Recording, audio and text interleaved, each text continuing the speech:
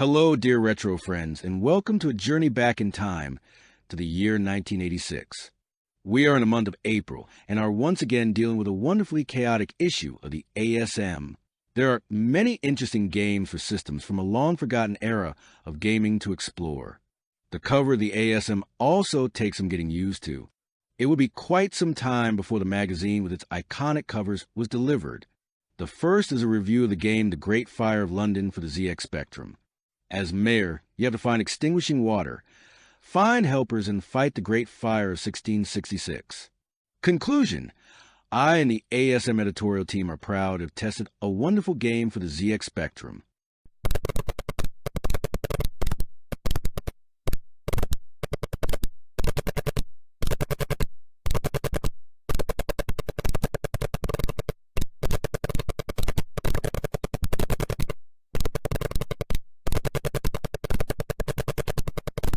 Also available for the ZX Spectrum is a port of International Karate. Most people probably know it from the Commodore 64. Now it's also available for the Speccy. Graphically, I think it's surprisingly well done. You'd normally expect much worse from this machine. The sound was also well ported, even if it doesn't quite match the C64 version. Gameplay-wise, of course, everything remains the same. International Karate is a classic among versus fighters, heavily inspired by the arcade game Karate Champ. And here's another classic, Elite the Evergreen. This isn't just a game, it's an experience. The game has since been ported to several systems. Here you can see it for the ZX Spectrum. Elite is considered a classic among science fiction spaceflight simulators. Back then, it was a real sensation, a big universe to explore. Another space adventure is Spaced Out for the Commodore 64. In this action-adventure game, you have to deliver aid supplies to a planet in need. On your journey, you'll be captured by an alien species, and you and the 3 astronauts who have awakened from cryosleep must now fight them off.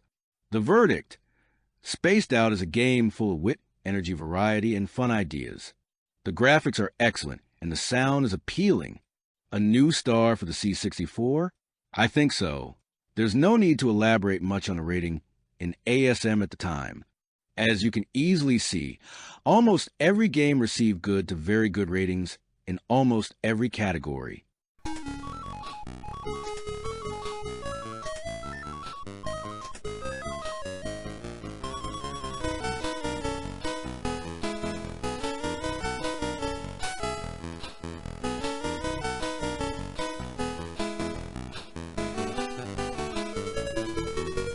And on we go with Saboteur, this time in the Commodore 64 version. Graphically, the differences to the Spectrum version aren't particularly significant, but that doesn't really matter, because here you play as a ninja. Gamers know that can only be a good thing, especially from the perspective of a little boy in the mid-'80s. So, you infiltrate the enemy base, can kick the guards like Karate Kid, and even throw a shuriken if necessary. The goal of the game is to find various bombs and then spectacularly escape the base in a helicopter. All in all, a superlative game. Gamers, what more could you want?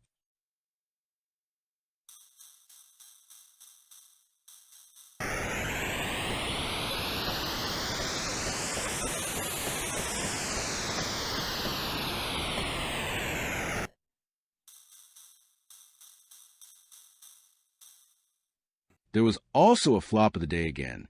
Why not flop of the issue or flop of the month? No idea, but this time it was Friday the 13th, the computer game. Now, you have to understand that ASM generally didn't think much of primitive action games or hack-and-slash games. So it's not entirely surprising that this game was chosen. There were certainly worse games, but Friday the 13th wasn't chosen entirely unjustly. The plot only loosely follows the film. As a tour guide, you have to save the other participants from the killer. This killer, oddly enough, has disguised himself as one of the participants. So you run around, punch the other tour companions once. The sprite turns black, you found a killer, and you can take him out.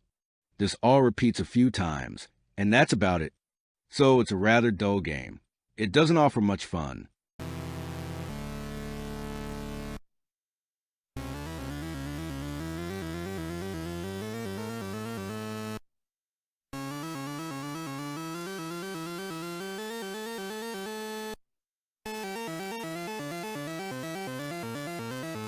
If you are still watching this video and like the content, please subscribe to the channel. I also thought the advertising here was quite nice. Back to school.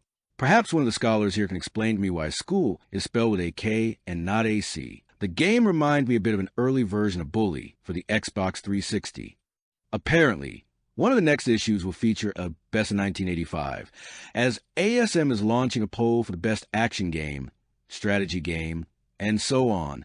So, if you want to share your opinion and participate, the deadline is May 23rd. With Monty on the Run, we come to a classic.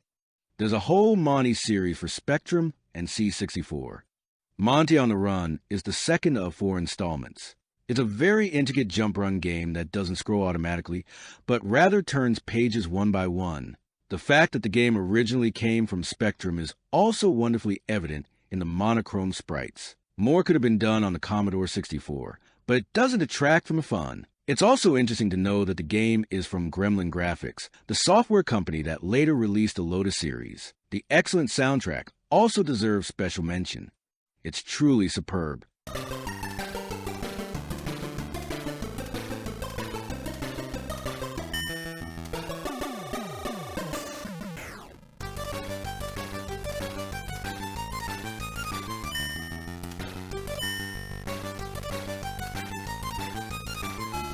Here we have another port of the evergreen Boulder Dash for the MSX. Gameplay-wise, everything remains the same. Boulder Dash looks fantastic on the MSX as well.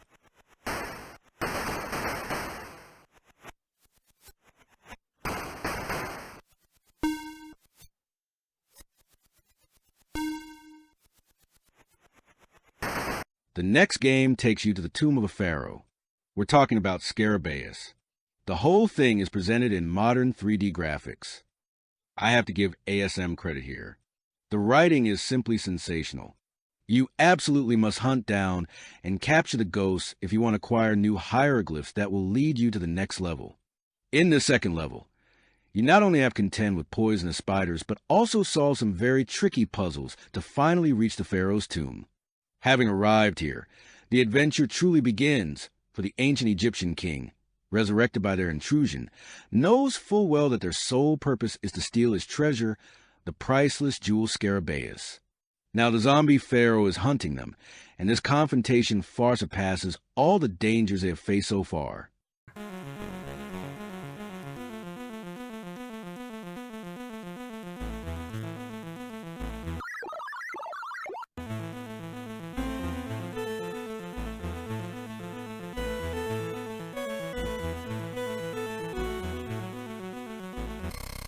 And here we have another ZX Spectrum game called Movie. It's an action-adventure game played from a 3D perspective, or as we would say today, an isometric perspective. As a detective, you have to find the pretty girl Tanya, who gives you information to locate a tape recording. ASM writes, Movie is a somewhat different kind of action game. The style is fresh. It combines action with adventure elements and shows that simple shooters of recent years will soon be relegated to insignificance thanks to intelligent design and high replay value. What do you think? Are mindless shooters really becoming a thing of the past? I have my doubts.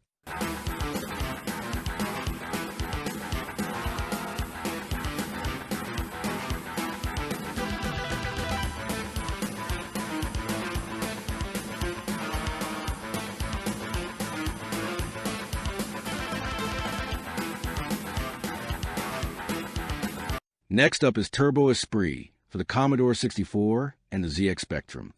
In this 3D racer, you have to take down drug dealers. To help you keep track of things, there's a neat map for orientation. I also find it interesting that the reviewer gives you a few useful tips. One tip: don't attack the car until they're completely loaded up with drugs, and watch out for the armed escorts who will shoot at you. The next game is less interesting in terms of gameplay, but has an interesting technical approach. Deus Ex Machina for the Commodore 64 came with an audio cassette. This meant the game included music and voice acting. I've often wondered why no one thought of not just generating the music from the chip, but also playing it directly from the tape. Technically, it certainly would have been possible back then, and many programs at that time were indeed distributed on cassette.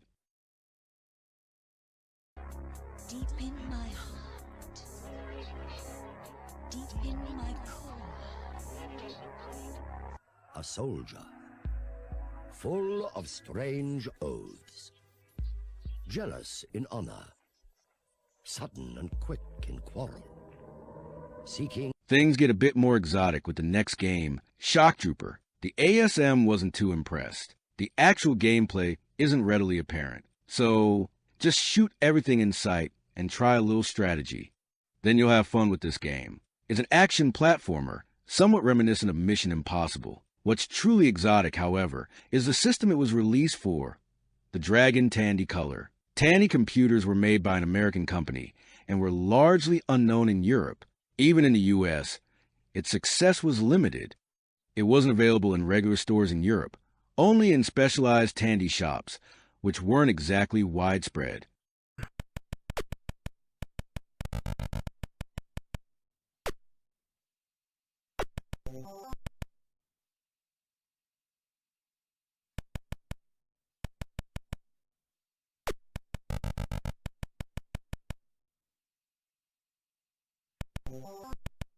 For more intense action, there was Super Saxon on the Commodore 64.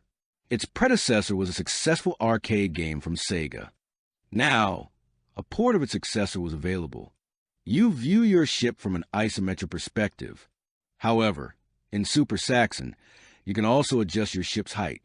This isn't always easy, as it can sometimes be difficult to judge the height of enemy guns, especially when the background disappears and you're in open space.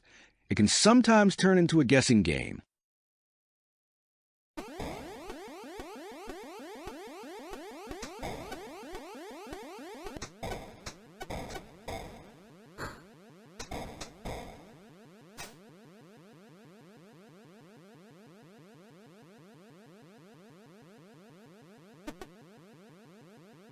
On the next page, we have a classic ASM layout. The section in the upper right is from Strange Loop. Basildon Bond's review makes a nice 90 degrees turn here, and Rob of the Woods has been squeezed in at the bottom right. It's not a very clear layout, but you could at least call it creative. But let's start with Strange Loop. Here it is being reviewed in the Schneidervian. The game is also available for the Commodore and the ZX Spectrum.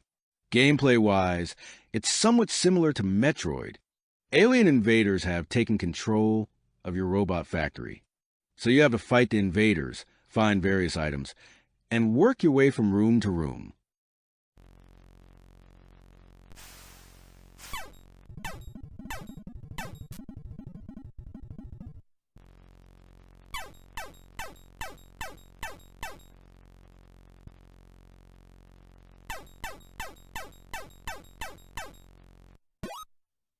Basildon Bond's game is also quite original. You're a comedian who's run out of ideas for good jokes and new sketches. So you set off, gather information everywhere, and enter it into a computer. It then spits out a new joke that you can use for your next show.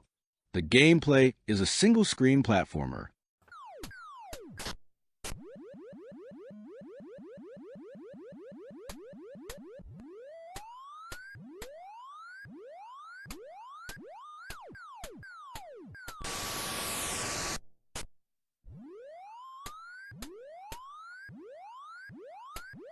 And last but not least, Robin of the Wood, here in the Commodore 64 version. It reminded me a bit of the first level of Platoon.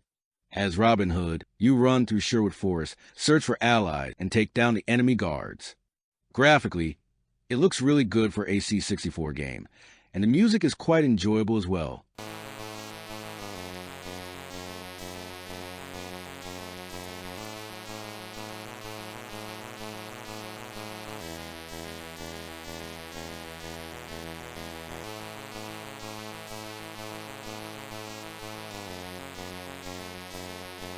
An exciting time travel adventure awaits with the Eidolon, available for either the Commodore 64 or Atari systems. The story is heavily inspired by the classic The Time Machine. Using your time machine, you travel back in time, exploring cave systems in first-person perspective and battling all sorts of monsters. The 3D graphics from this first-person view were impressive for their time. Add a bit of fog in the background, and you could easily mistake it for an N64 game.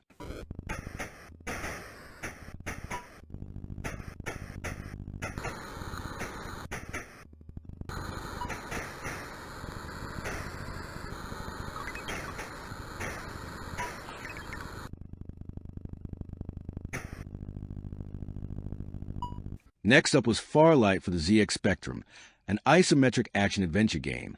There are two versions, one for systems with 48 kilobytes of RAM and one for those with 128 kilobytes. ASM describes the game as follows. The typical arcade features combined with a high degree of strategy and tactics make the game a kind of shooter chess, sure to appeal to many. Nowadays, this would be called an action-adventure.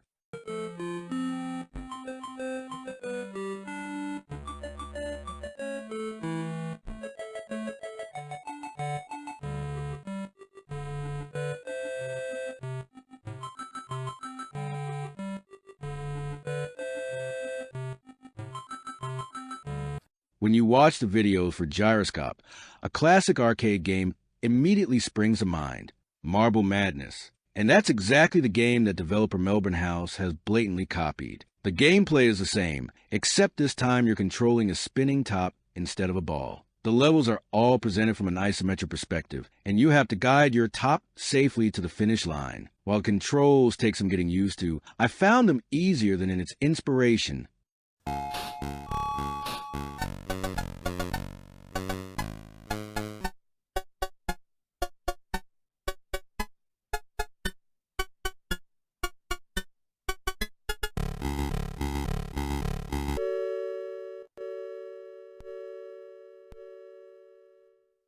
Next up is Chimera for the ZX Spectrum. Not so long ago, Ultima's 3D technology was considered groundbreaking and unique. Now other manufacturers have jumped on, and some have even surpassed the famous original. In Chimera, you play a character who has to fight their way through various isomorphic labyrinths, constantly searching for water and food.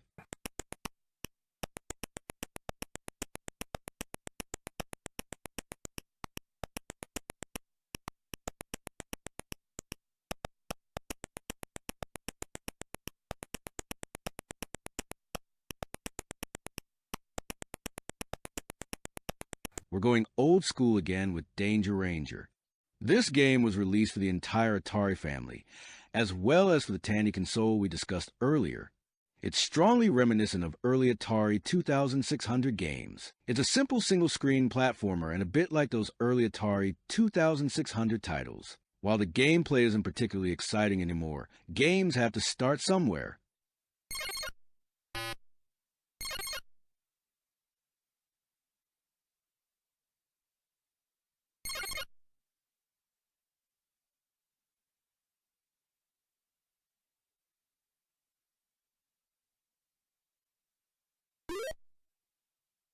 Now for something musical again, this time with Ghetto Blaster for the Commodore 64.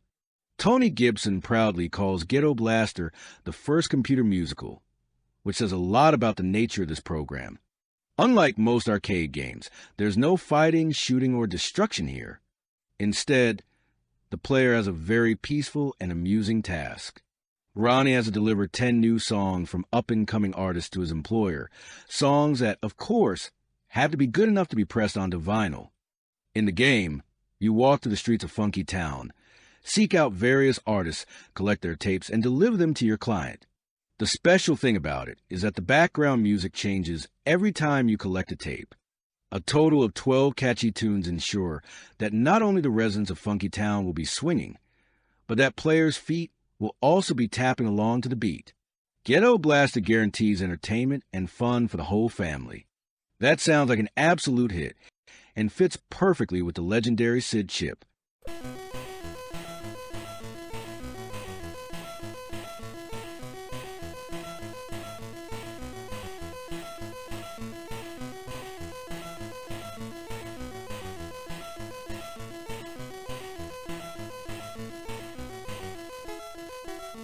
And then there was the Battle of the Giants, Winter Games versus Winter Games. The ZX Spectrum was compared to the Commodore 64. A rather unfair comparison, in my opinion. The C64 version naturally came out on top in every aspect. Even its two predecessors, Summer Games 1 and 2, were huge successes. But Winter Games was an absolute smash hit back then. Up to 8 people could participate in the game, competing in a wide variety of winter sports. We played it for countless hours as kids. The only thing that always got on my nerves a bit was the figure skating. and that very sport was featured twice. Otherwise, it's a truly cool evergreen that still has more charm than many AAA games these days.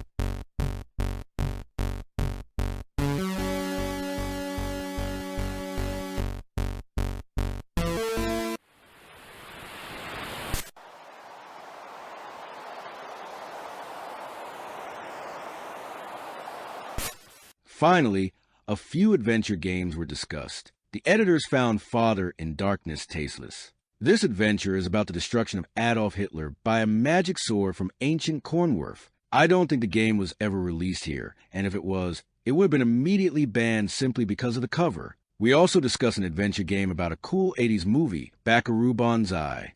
That's it for this episode. Thanks for watching, and see you next time.